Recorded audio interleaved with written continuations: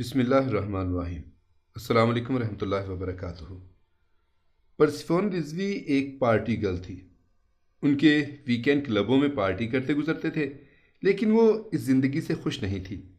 BBC 3 کی documentary میں وہ بتاتی ہیں کہ کیسے قبول اسلام نے ان کو ایک نئی اور بامقصد زندگی عطا کی ہے۔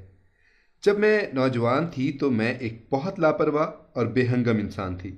اختتام ہفتہ بس پارٹی ہوتی تھی، دن اس میں گزر جاتے تھے کہ کلب میں گھسنے کے لیے کس کی شناخت استعمال کرنی ہے، کون سا لباس زیب تن کرنا ہے، پھر پارٹی پر جانے سے پہلے شراب نوشی۔ کلب میں پارٹی صبح 4-5 بجے تک چلتی۔ جب وہاں سے نکالا جاتا تو کسی کے گھر میں جا کر پارٹی ہوتی۔ رات بھر پارٹی کرنے کے بعد اگلے روز سو کر اٹھتی تو سر درد ہو رہا ہوتا تھا۔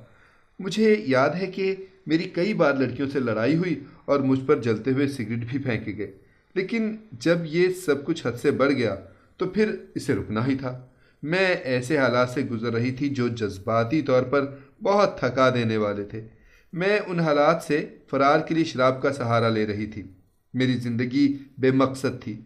مجھے نہیں معلوم تھا کہ میں کیا کر رہی ہوں۔ پھر میں مسلمان ہو گئی۔ یونیورسٹی جانے سے 1 سال پہلے میں نے ایک کال سینٹر میں نوکری کی۔ وہاں میری ایک مسلمان سہیلی تھی جس کا نام حلیمہ تھا۔ میں نے حلیمہ کے ساتھ پہلی بار روزہ رکھا۔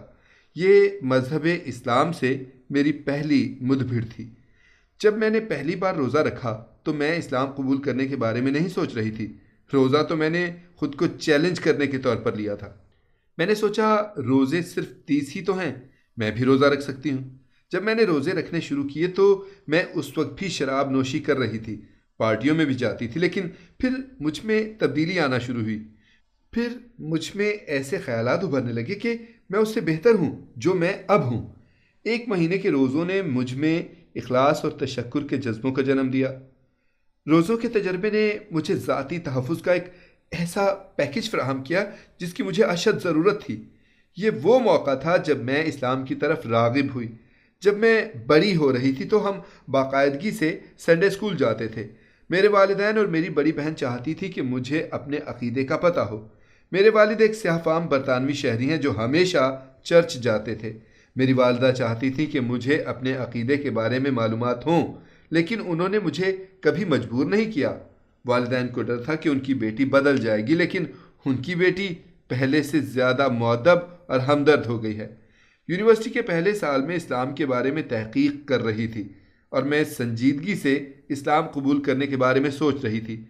جب میں یونیورسٹی سے واپس سیلفورڈ اپنے والدین کے پاس آتی تھی تو وہ اسلام کے بارے میں میری دلچسپی سے لا علم تھے۔ میں نے اس کو تقریباً چھپائے رکھا تھا، اور پھر ایک روز اسکارف پہنے گھر میں داخل ہوئی کہ میں اب مسلمان ہو چکی ہوں۔ میرے والدین حیران پریشان ضرور تھے، لیکن وہ ناراض نہیں تھے۔ انہوں نے میرے انتخاب کے بارے میں سوالات اٹھائے۔ وہ چاہتے تھے کہ میں صحیح فیصلہ کروں۔ میرے والد کا خیال تھا کہ میں بہت جذباتی ہو رہی ہوں، اور جب اب میں اس بارے میں سوچتی ہوں تو مجھے لگتا ہے کہ میں زیادہ معتدل نہیں تھی۔ میں قرآن احکامات کی صحیح تشریح کو سمجھے بغیر ہر چیز کتابی انداز میں کرنا چاہتی تھی۔ میں ہر چیز عقیدے کے مطابق کرنا چاہتی تھی۔ اب مرد مجھے تنگ نہیں کرتے۔ میں حجاب پہنتی ہوں۔ میں نے ایسے لباس پھینک دیے جنہیں میں اب نامناسب سمجھتی تھی۔ میں نے نقلی ناخن اتار پھینکے اور سوشل میڈیا پر اپنا نام تبدیل کر لیا۔ میں نے ایسی تمام تصاویر کو سوشل میڈیا پلیٹ فارم سے ہٹا دیا جو میرے خیال میں نامناسب تھیں، اور فیس بک کا نیا پیج تیار کیا۔ میں نے سوچا کہ مغربی لباس حرام ہے۔ میں سوچتی تھی کہ میں ایسے لوگوں کے قریب نہیں رہ سکتی ہوں جو شراب نوشی کر رہے ہوں۔ میں نے ایسی جگہوں پر جانا ختم کر دیا جہاں مرد اور عورت دونوں ہوتے تھے۔ اس وقت میں اپنے مذہبی رجحانات کے بارے میں کھل کر بات نہیں کرتی تھی، اور کوئی مجھ سے اس بارے میں سوال کرتا تو مجھے اچھا نہیں لگتا۔ لیکن اب مجھے کوئی مسئلہ نہیں ہے۔ اگر کوئی دوست شراب نوشی کرنا چاہتا ہے تو میں اسے مسئلہ نہیں بناتی۔ مسلمان کمیونٹی میں ہر فرد کی اپنی رائے ہے اور ان کی اپنی حدود ہیں، لیکن جب بھی نیا اسکارف پہنتی ہوں تو وہ ایسا ہوتا ہے جس سے میرا سینہ ڈھنپ جائے۔ جب سے میں اپنا لباس تبدیل کرنے لگی ہوں تو میں بڑی آسانی سے ایک جگہ سے دوسری جگہ پہنچ جاتی ہوں۔ مجھے کوئی نہیں روکتا۔ پہلے جب میں یونیورسٹی جا رہی ہوتی تھی مجھے 10 منٹ کی واک کے دوران 5 بار روکا جاتا تھا۔ اب مرد مجھے بالکل تنگ نہیں کرتے۔ میں یہ نہیں کہہ رہی ہوں کہ میرے فیصلے غلط تھے، لیکن فیصلے یقیناً اچانک تھے۔ اس کا مطلب یہ بھی ہے کہ میں نے محسوس کیا کہ میں اپنی دنیا میں فٹ نہیں ہوں۔ میں سوچتی تھی کہ میں مسلمان ہوں اور ایک مخصوص قسم کا لائف سٹائل اپنانے کی کوشش کر رہی ہوں، اور میرے دوست ایسا نہیں کر رہے تھے۔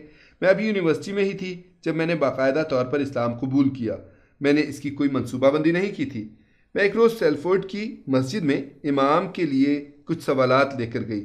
امام نے میرے تمام سوالوں کے جواب دیے اور کہا کہ جو میں پڑھ رہا ہوں وہ تم بھی ادا کرو۔ جب میں نے ایسا کیا تو امام نے کہا کہ مبارک ہو، اب آپ مسلمان ہیں۔ میں بہت جذباتی ہو گئی، لیکن خوش تھی کہ آخرکار یہ ہو گیا۔ مسلمان کمیونٹی نے میرا خیر مقدم کیا۔ میں کچھ ایسے دوستوں سے ملی جو اب میری زندگی بھر کے دوست ہیں۔ انہوں نے مجھے بتایا کہ بہناپا سسٹرہڈ کیا ہوتا ہے۔ ہم ایک دوسرے سے بغیر کسی جھجک کے بات کر سکتے ہیں۔ مشکل وقت میں ہم ایک دوسرے کی دلجوئی کرتے ہیں۔ میرے دوست میرے سب سے مضبوط سہارا ہیں۔ ہم نے یہ سیکھا ہے کہ سب سے اہم بات یہ ہے کہ آپ کے گرد کون لوگ ہیں۔ میں نے ہمیشہ سب کچھ ٹھیک نہیں کیا۔ میں کئی بار واپس پرانے راستے پر چلی گئی۔ جب میری ذہنی صحت خراب ہوئی تو میں نے شراب نوشی بھی کی، لیکن وہ دائرہ اسلام میں داخل ہونے کے ابتدائی دور کی بات ہے۔ ایک لمبے عرصے سے میرے ساتھ یہ نہیں ہوا ہے۔ میرے پختہ عزم نے ہمیشہ واپس آنے میں مدد کی، اور اب تو میں اس راستے پر چلنے کے بارے میں سوچتی بھی نہیں ہوں۔ ہر کام ٹھیک نہیں ہوتا، لیکن اس کا ہرگز یہ مطلب نہیں ہے کہ میں اسلامی عقیدے سے مخلص نہیں ہوں۔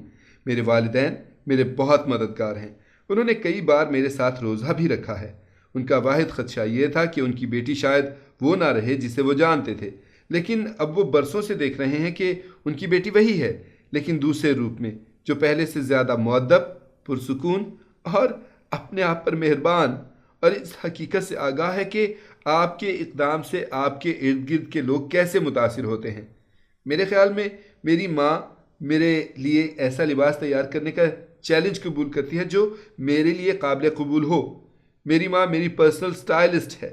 میرے مسلمان دوستوں کو یقین نہیں آتا کہ میں اپنی ماں کی الماری سے ایسا لباس نکال کر پہن لیتی ہوں جو میرے لیے مناسب ہو۔ میں ہڈرس فیلڈ کے گرین پارک کو دوبارہ دیکھنے گئی ہوں، جہاں میں نے بہت اچھا وقت اور کچھ بہت ہی برا وقت بھی دیکھا ہے۔ جب میری ذہنی صحت کے مسائل عروج پر تھے تو میں نے اسی پارک میں اپنی زندگی ختم کرنے کی کوشش کی تھی۔ شراب کے نشے میں دھت ہو کر میں نے بہت ہی تاریک جگہوں کو دیکھا ہے۔ ایک بار جب میں کچن کے فرش پر ننگے سوئے رہنے کے بعد جب اٹھی تو مجھے محسوس ہوا کہ مجھے کچھ تبدیل کرنے کی ضرورت ہے۔